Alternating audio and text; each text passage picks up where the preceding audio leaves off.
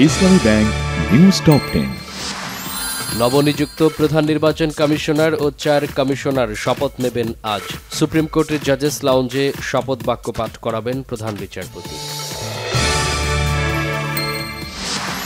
নির্বাচন যত দেরি হবে ষড়যন্ত্র তত বাড়বে বলেছেন বিএনপির ভারপ্রাপ্ত চেয়ারম্যান তারেক রহমান।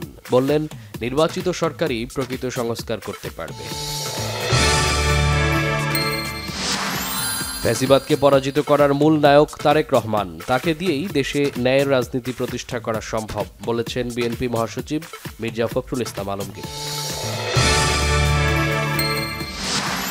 জাতীয় নির্বাচনের আগে স্থানীয় সরকার নির্বাচন প্রয়োজন বলেছেন ডক্টর তোফায়েল আহমেদ। আর ডক্টর বদিউল আলম মজুমদার মনে করেন, রাষ্ট্রপতিকে হতে হবে নির্দলীয়। যারা খুনি হাসিনার পুনর্বাসন চায় তারা ফ্যাসিস্টদের দোসর বলেছেন জুলাই ফাউন্ডেশনের সাধারণ সম্পাদক সার্জিস আলম।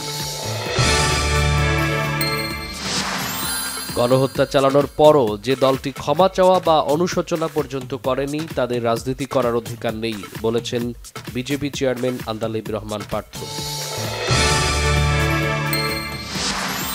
বাণিজ্য উপদেষ্টা শেখ বশির উদ্দিন বলেছেন, রমজানে নিত্যপণ্যের চাহিদা ও যোগানের অনুপাত ঠিক রেখে মূল্য সহনীয় করতে কাজ করছে সরকার।